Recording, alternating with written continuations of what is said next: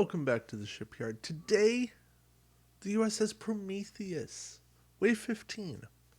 It's a much simpler time, and yet a much more complicated time. I feel like Charles Dickens right now. It was the best of times, it was the worst of times. Yeah. I don't know. People occasionally tell me I should narrate audiobooks, but enough of my delusions of grandeur. You're here for Star Trek Attack Wing. We're here for the USS Prometheus. It's a fun ship. It's a 5145, 30 points because it hasn't been recosted. Should it be? Yes. Does it absolutely have to be? No. It's still competitive in this, which is saying something. But yeah, action. If you performed a straight maneuver this round, immediately perform an additional one or two straight maneuver. This is pretty good. I didn't used to think it was nearly as good as it actually is, but after watching it be flown competitively, I think I got the grammar right there. I probably didn't. The Prometheus does something really well. It is not a ship that you fly into the mouth of the lion. It is a flanker ship. It is a ship you run along the outside, and then you bring it in behind enemy lines, alongside enemy lines, kind of engage on the turn and at weird angles, and you put a dorsal phaser array on it, and you just kind of make your opponent chase you because your maneuver dial is one of the best in the game. It's Voyager, except it's better because you have backup, you have a 6 straight, and you have turns. And you don't have 360 fire, but it doesn't matter because you have more firepower. You still have 90-90 arc. Yeah, you can actually fly with this thing. And you can 4-bank. Tell me the number of other ships in this game that can 4-bank. Go ahead, pause the video, think. Okay. It's like the Coronac, the Keldon class. And I'm pretty sure that there's one more that nobody remembers, including me, and it's for good reason because nobody plays it. But yeah, it's the 4-bank is probably the least used maneuver in this game because at least the Scimitar can do a 6 straight and Voyager. So this is kind of a crazy good ship. The generic 5144 for 28, you're down a crew. Of all things, crew, double weapon, double tech. I mean, sure, it's nice to have double weapon, double tech on a Fed ship, but for one crew, 28, that needs a recost. I'm not sure what the recost is. It might be as much as 5 points, but 23, that seems a bit steep. All right, Raykar is our captain. Why in the world is there a Romulan captain on a Fed ship? Well, all has to do with the episode. Yeah, Romulans captured the Prometheus. This is where captured should have come in play. But, yeah. Anywho, Raykar is one of these not fantastic captains. But skill 5, when attacking with a secondary weapon, you may add +1 attack die to the attack. If you do so, discard that weapon upgrade after the attack is completed. This is good in one situation, and that is with I should know the card, but it's the Romulan weapon that forces a weapon to be discarded. So if you're already discarding a weapon, then why not? And you know what? Let's just go find it. Because I don't want to be a total noob here. Romulan and weapon. And we'll say discard. And I know it costs like 2 points. There we go. We'll say cost is less than 3. There we go. Ah, yes, triphasic emitters. So you attack, you discard the card. Oh, you discard this card. Yeah, so then you're making an attack with a new card, and that should work to get a bonus attack die. So you could just load up a couple of triphasic emitters, and you should be good with the right card to get a few extra attack dice. Besides that, I don't know that it's really worth it. The Doctor is also a captain. Now, he's a 2-skill captain for 1 point, and I'm not going to fault him for being 1 point and 2 skill, right? He wasn't much of a captain. 2 skill feels right, and thank you for only making us pay 1 point for him. At the start of the combat phase, you can attempt to increase your skill number. If you do so, roll an attack die. On a hit or crit, 50-50. Your captain skill is 10 until the end phase. Otherwise, you go down to 0.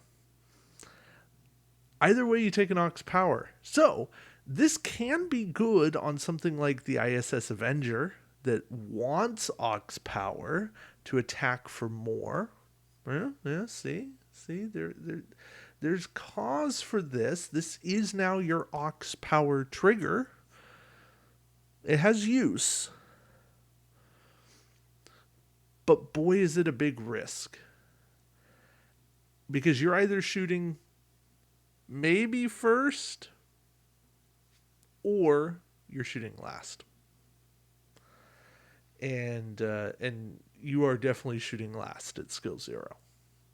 So, pros, cons. The Doctor's fine for skill 1.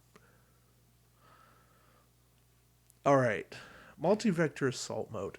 This is a card I want to love. I really do. I want to love this card. I love the thematicism, but I hate the way it was implemented in this game. All right, so for 8 points and 8 attack dice, you can place a multi-vector assault mode token beside your ship. You cannot perform any free actions this round. And then attack, target lock. So you have to have a target lock. Disable this card, spend your target lock, and spend your multi-vector assault mode token to perform the attack. You can fire this weapon in any direction. I mean, that much is nice. But you can only buy this on a Prometheus class ship. Okay, Prometheus class makes sense. Range 1 hurts this. Having to have a target lock also hurts this. The multi-vector assault mode in and of itself acts as the target lock. Or this card needs some built-in quality, because 8 dice with no quality is significantly worse than 6 dice with quality, which is what you're giving up to fire a range 1 shot. Now, I understand this is range 1 360,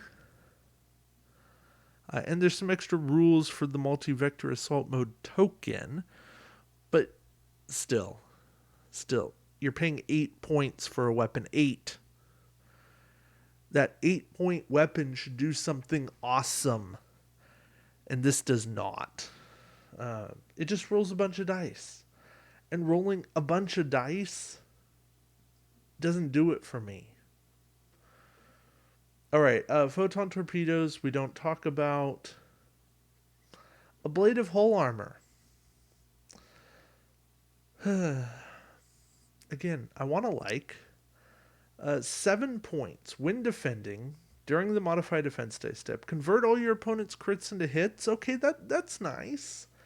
Place all damage cards that your ship receives beneath this card. Once there are 3, Discard this upgrade and all damage cards beneath it.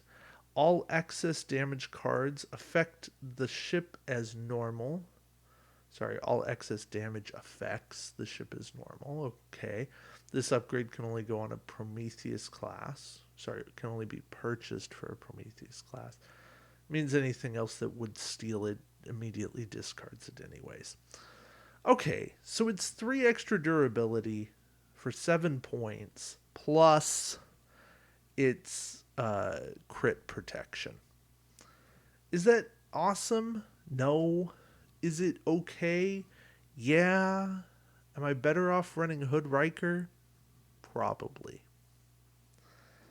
And that's just kind of the gist. I'm not going to pay 7 points for 3 extra durability. I'm just not. Sorry. The EMH Mark II. An interesting creation. An interesting acting choice. I'll just leave it at that. It counts as either a crew or tech. Your choice. And then action. Discard this card to target a ship at range 1. Disable all crew upgrades on the target ship. Okay. An action discard to disable a whole bunch of things. It has its situational application. 5 points just feels too much. And then we get Tactical Prototype. So you can discard this card to perform an evade, scan, or battle station action while you have an aux power token beside your ship. Your ship must have the appropriate action on its action bar in order to use this ability, and you cannot perform any free actions during the round in which you use this ability. So the timing on this is now weird, because it doesn't actually state when you can use this.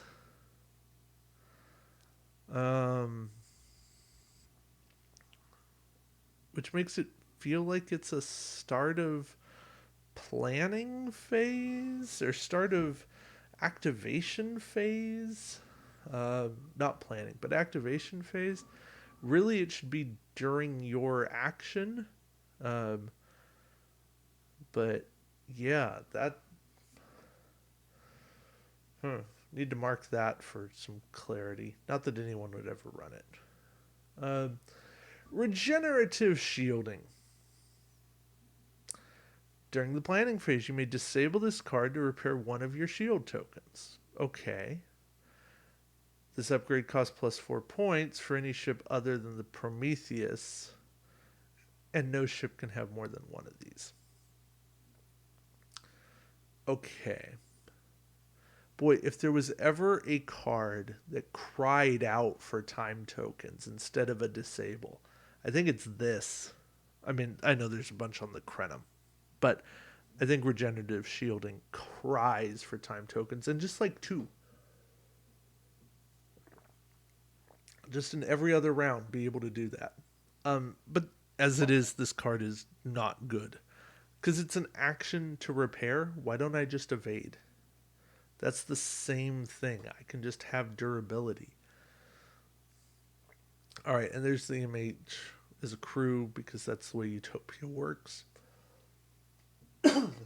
Alright, and the last card in this pack, Romulan Hijackers. So this is the way this was captured before it was captured. When this card is assigned to your ship, you may only have a Romulan captain and Romulan crew upgrades assigned to your ship, and all of your non-Borg tech and weapon upgrades cost 1 less point.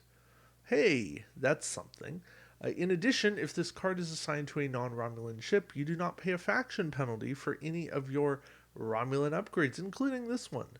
When attacking with your primary weapon, if your ship is not within range 1 to 3 of any friendly ships during the roll attack die step, you may disable this card to gain +1 attack die. Okay, great. This card's very interesting, very thematic, and very expensive for what it does. See, the problem is, it's only tech and weapons that get a discount. I'm locked into Romulan captains, Romulan crew, which aren't fantastic. They're good. I can run Romulan pilot. I've got some decent Romulan captains. But more often than not, I'm just better off not running Romulan hijackers and mixing things up as I want, anyways. Um, and that's just kind of the reality of this. Now, you start telling me that I can't do it unless I put Romulan hijackers in play, then we got a different story. But that all depends on how much thematicism you want in your game. So, really, it boils down to this. Do you want a thematic experience? The Prometheus pack definitely has it.